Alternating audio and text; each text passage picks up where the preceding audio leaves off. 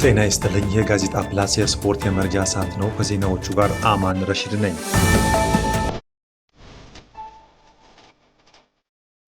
በመጀመሪያ አርዕስቶቹን አሰማችኋለሁ። በተለያዩ የዓለም ክፍሎች በተደረጉ የጎዳና ላይ ውድድሮች ኢትዮጵያውያን አትሌቶች አሸነፉ።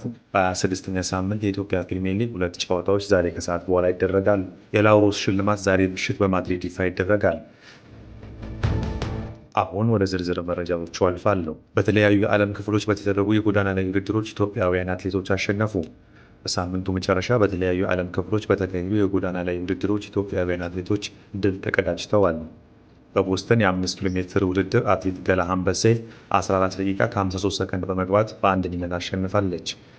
በውድድሩ ላይ የተሳተፉት ኢትዮጵያውያን አትሌቶች አትሌት ጽጌ ገብረሰላማ አራተኛ፣ አትሌት ለምለም ኃይሉ አምስተኛ ደረጃን ይዘው ውድድራቸውን አጠናቀዋል። በሻናይ ግማሽ ማራቶን ውድድር አትሌት ፈታ ዘርአይ በቀዳሚነት አሸንፋለች። አትሌት ፈታ 1 ሰዓት ከ6 ደቂቃ ከ36 ሰከንድ በመግባት የቦታውን ክብረ ወሰን በማሻሻል ማሸነፍ ችላለች። ባህር ቺንዶ ማራቶን በሴቶች አትሌት ብዙ ዓለም ጨቅሌ አሸንፋለች። አትሌቷ ርቀቱን ለማጠናቀቅ 2 ሰዓት ከ30 ደቂቃ ከ33 ሰከንድ ወስዶባታል። ፀሐይ ገብሬ በበኩሏ በ6 ሰከንዶች ዘግይታ ሁለተኛ ወጣለች። በወንዶች አትሌት ሞላልኝ ፋንታሁን 2 ሰዓት ከ12 ደቂቃ ከ39 ሰከንድ ውድድሩን በማጠናቀቅ ሶስተኛ ደረጃን ይዟል።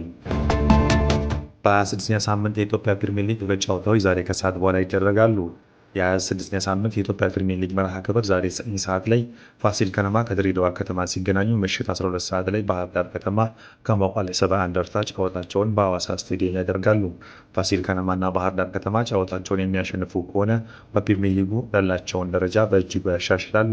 በሌላ በኩል ትናንት ቀን 9 ሰዓት ላይ ኢትዮጵያ ቡና ከሲዳማ ቡና ያደረጉት ጨዋታ በሲዳማ ቡና 1-0 አሸናፊነት ተጠናቋል። የሲዳማ ቡናን የአሸናፊነት ግብ ፍቅረ ኢየሱስ ተክለ ብርሃን በ13ኛ ደቂቃ ላይ አስቆጥሯል። ውጤቱን ተከትሎ ኢትዮጵያ ቡና ከመሪው ኢትዮጵያ መድን ጋር ያለውን የነጥብ ልዩነት የሚያጠብበትን አጋጣሚ ሳይጠቀምበት ቀርቷል። በዚህም አሸናፊው ሲዳማ ቡና በ35 ነጥብ 9ኛ ደረጃ ላይ ሲቀመጥ፣ ኢትዮጵያ ቡና በ39 ነጥብ 2ኛ ደረጃ ላይ ይገኛል። በተመሳሳይ ቀን 12 ሰዓት ላይ ጨዋታቸውን ያደረጉት አርባ ምንጭ ከተማና ሱል ሽረ 0-0 በማጠናቀቅ ውጤት መጋራታቸው የሚታወስ ነው። ውጤቱንም ተከትሎ አርባ ምንጭ ከተማ በ35 ነጥብ 8ኛ ደረጃ ላይ ሲቀመጥ፣ ሱል ሽረ በበኩሉ በ18 ነጥብ በወራጅ ቀጠና ላይ ይገኛል። የላውሮስ ሽልማት ዛሬ በማድሪድ ይፋ ይደረጋል። በየዓመቱ ስኬታማ ጊዜን ያሳለፉ ስፖርተኞች እውቅና የሚያገኙበት የላውሮስ ሽልማት ዛሬ ምሽት በስፔን ማድሪድ ይከናወናል። ለ25ኛ ጊዜ የሚደረገው የታላቅ ሽልማት በፓሪስ ኦሎምፒክ የወርቅ ሜዳሊያ ያገኙ 6 አትሌቶች እጩ ሆነው መቅረባቸው አሸናፊውን የሚጠበቅ አድርጎታል። በተለያዩ ዘርፎች እውቅና የሚሰጠው የላውሮስ ሽልማት ቀደም ብሎ እጩዎቹን ማሳወቁ ይታወሳል።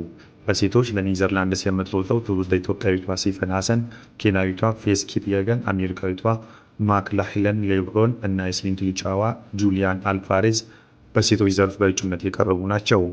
በወንዶች ዘርፍ የምርኩዝ ዘላዩ ሞንጎ ዲፕሊቴን እና የአጭር ርቀት ሯጩ የቦትስዋናው ሊትሲል ቴቦ በእጩነት ከቀረቡት መካከል ናቸው።